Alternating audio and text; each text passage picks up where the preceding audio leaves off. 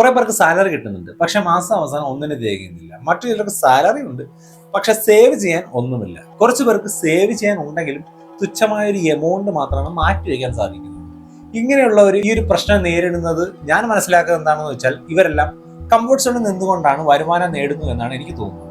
Comfort സോണിൽ നിന്ന് ജോലി ചെയ്യുമ്പോൾ അവർക്ക് ക്യാഷ് കിട്ടും, യവനത്തെ കംഫർട്ട് സോൺ പിടിച്ച് നിൽക്കും. പക്ഷെ കുറച്ചുകൂടി പ്രായമായി കഴിഞ്ഞാൽ പിന്നെ നല്ലൊരു ഓപ്പർച്യൂണിറ്റി നോക്കിപ്പോയാൽ കിട്ടണമെന്നില്ല. കുറെ കാലം കഴിഞ്ഞ് ചിന്തിക്കും, അന്നേ ഞാൻ അങ്ങനെ ഒക്കെ പോയാൽ മതിയായിരുന്നു എന്ന്. ഞാൻ ഉദ്ദേശിച്ച വഴിയോ സ്വപ്നം കണ്ട വഴിയോ ഒന്നും പോകാൻ എനിക്ക് സാധിച്ചില്ല എന്ന് ചിന്തിക്കും. ഞാൻ ഈ പറയുന്നത് ഗവൺമെന്റ് ജോലി ഉള്ളവരോ പെൻഷൻ കിട്ടിയൊക്കെ ജീവിക്കുന്നവരോ അന്യനാട്ടിൽ ഫാമിലി ആയിട്ടൊക്കെ സെറ്റിലായി ജീവിക്കുന്നവരോ ഒന്നും കേൾക്കേണ്ട കാര്യമില്ല കേട്ടോ. ഞാൻ ഈ പറയുന്നത് ഒട്ടനവധി സാധാരണക്കാർ നമ്മുടെ ചുറ്റുമുണ്ട്. ജീവിതത്തിന്റെ പാതി ജീവിച്ച് തീർത്ത് കാണും. കംഫർട്ട് സോണിൽ നിന്ന് അവർ എന്ത് നേടി. കുടുംബ കുട്ടികളൊക്കെ കാണും ചിലർക്ക്. ജോലിയുണ്ട്, അങ്ങനെ ജീവിക്കുന്നു.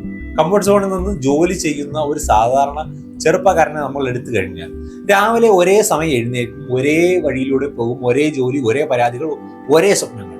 പക്ഷെ അവൻ ആ സ്വപ്നങ്ങൾ സേഫാക്കി വെച്ചേക്കത്തേ ഉള്ളൂ. പക്ഷെ അത് നടക്കാനൊന്നും പോകുന്നില്ല. കാരണം എന്താ? റിസ്ക് എടുക്കാൻ പേടി. ഇതിൽ നിന്ന് മാറിയാൽ എന്താകും എന്ന ചിന്ത അവനെ പിന്നോട്ട് വലിക്കും. ഇതൊക്കെ മതി, അങ്ങനെയൊക്കെ അങ്ങ് പോയാൽ മതി, അങ്ങനെ പോകാം എന്നാണ് അവൻ ചിന്തിക്കുന്നത്. എന്നാൽ അവന്റെ ജീവിതം മുന്നോട്ട് പോയി വയസ്സാകുമ്പോഴേക്കും അവൻ ആ സെയിം ജോലി അല്ലെങ്കിൽ അതുപോലെ മറ്റൊരു ജോലി അവൻ ചെയ്തുകൊണ്ടേയിരിക്കണം.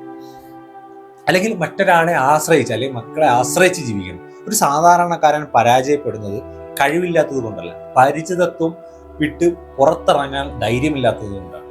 ഈ കംഫർട്ട് സോണിൽ നിന്ന് ജീവിക്കുന്നത് സുരക്ഷിതമാണ്, പക്ഷേ അവിടെ വളർച്ച ഉണ്ടാകുന്നില്ല എന്നതാണ് സത്യം. വളർച്ച ഉണ്ടാകുന്നത് എല്ലായ്പ്പോഴും അല്പം പേടിയുള്ള സ്ഥലത്ത് നിന്നാണ്. ഇടയ്ക്കൊക്കെ നമ്മൾ ചിന്തിക്കണം, എന്നിട്ട് നമ്മളോട് തന്നെ ചോദിക്കണം, ഇതാണോ ഞാൻ ആഗ്രഹിച്ച ജീവിതം? ഈ ഒരു ഒറ്റ ചോദ്യം മതി കംഫർട്ട് സോണിന്റെ മതിൽ നിങ്ങൾക്ക് വിള്ളൽ വീഴ്ത്താൻ. നിങ്ങൾ കംഫർട്ട് സോൺ പൊട്ടിച്ച് പുറത്തേക്ക് വന്നു കഴിഞ്ഞാൽ നിങ്ങൾ ആദ്യം എത്തുന്നത് ഫിയർ സോണിലേക്കാണ്. അതാണ് ഭയത്തിന്റെ ലോകം. ഇവിടെ ആളുകൾ പറയും, നിനക്ക് പറ്റുമോ? നീ മാറിയാൽ എന്താകും അവസ്ഥ? വെയിലായാൽ എന്താകും? സെൽഫ് ഡൗട്ട് ഇവിടെ ഭയങ്കര ലൗഡായിരിക്കും നമ്മളുടെ ഇടയിൽ. പേടി നമ്മളെ പിന്നോട്ട് വലിക്കും. പലരും ഇവിടെ വെച്ചിട്ടാണ് നിർത്തിപ്പോകുന്നത്, പലരും ഇവിടെ വെച്ചാണ് സ്വപ്നങ്ങൾ ഉപേക്ഷിക്കുന്നത്. പക്ഷെ ആ ഫിയർ സോണിൽ നിങ്ങൾ പിന്നോട്ടെടുക്കാതെ നിന്ന് കഴിഞ്ഞാൽ ലേണിംഗ് സോണിലേക്ക് നിങ്ങൾ അറിയാതെ എത്തും. അവിടെ നമ്മൾ പഠിക്കും. മിസ്റ്റേക്സ് ഉണ്ടാകും, ക്രിറ്റിസിസം ഉണ്ടാകും, സ്ലോ പ്രോഗ്രസ് മാത്രമേ ഉണ്ടാകുകയുള്ളൂ.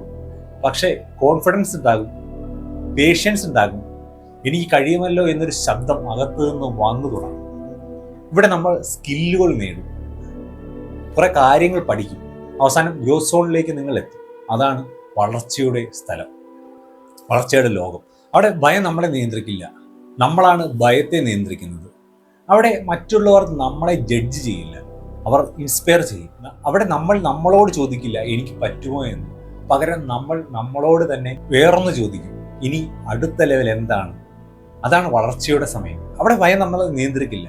ഞാൻ കൂടുതൽ പറഞ്ഞ് കുഴപ്പിക്കുന്നില്ല. ഒരു കാര്യം തീർച്ചപ്പെടുത്തി ഞാൻ പറയാം, കംഫർട്ട് സോണിൽ നിന്ന് നിങ്ങൾ ഒരിക്കലും ഗ്രോത്ത് ഉണ്ടാക്കാൻ പോകുന്നില്ല. ഗ്രോത്ത് എപ്പോഴും തുടങ്ങുന്നത് കംഫർട്ട് സോൺ അവസാനിക്കുന്നിടത്ത് തന്നെയാണ്. ഇതൊക്കെ കേട്ടിട്ട് പിന്നെയും നിങ്ങൾ ചിന്തിക്കുന്നത് എന്താണെന്ന് ഞാൻ പറഞ്ഞുതരാം.